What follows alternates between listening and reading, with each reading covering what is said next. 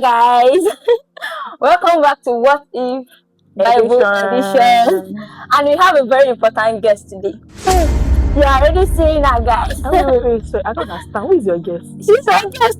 I am not a See, guest. you understand why I'm calling her my guest now because she's new on this channel one, and so she's my best friend. That's why it is a special guest. Please clap for her. It's kind of So yeah. This is unfiltered. Why am I saying it's unfiltered? Because I did not tell her that we're going to be doing this. I did not tell her we're going to be doing this. And we are doing this. So let my special guest introduce herself. What's your name? Okay, so my name is Akindele Precious Dokas. I'm a graduate of University of Medical Science, Ondo State. Okay, so what do you do? What do you do? Tell us what to do. I'm a graphic designer.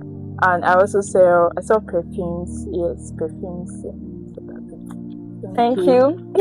You're welcome. Welcome back to What If Bible Edition. My name is Peace of God. And in this podcast, we dive into scriptural stories that provoke different biblical questions that makes us ask more questions and a lot of things like that. So today we are going to be talking about what if Adam and Eve was not actually cursed. That's deep. Yeah, because a lot of people used to think, why if God even put them if they know that they're going to eat the fruit? Why are you going to They're always having a lot of things to say. I love that what if question actually. So I want to ask, what if God did not actually curse them? Do you think they were cursed? Yeah, they were. Okay, let's. Can you explain? Let's dive into the Bible. I think it's in Genesis. Is it Genesis chapter 5 or thereabouts? Okay. Because we all see that we all know the story of Adam and Eve, right, guys? Yes. Where they were the first man and woman in the Bible where God put in the Garden of Eden, and they were told not to eat from a particular fruit. And God told them if they eat the fruit, they will die. Yeah, so I mean Genesis chapter 3, not chapter 5.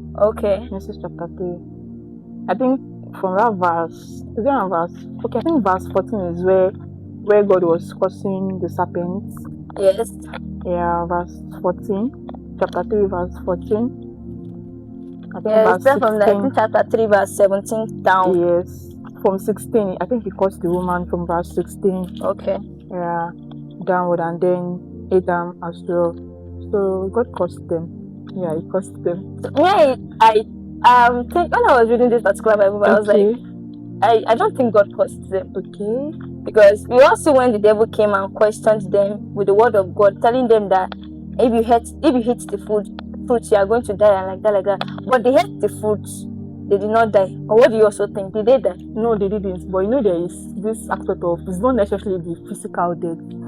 The kind of death we are talking about is more like, separation from God. Yeah, so it just made their eye open. It's not physical death basically. It's more like, I think the death there basically is talking about separation. It just brings about separation. Yes, from God. The Bible says the moment they ate the food, their eyes were opened. So, and they found that they were naked. Yes. I think it's just like she said, it is beyond the physical. They're talking about spiritual death. Yes. Can we say Adam and Eve did not really understand what God was telling them about death? Because it looked as if when Adam ate the fruit, it looks as if the Lord lied to them.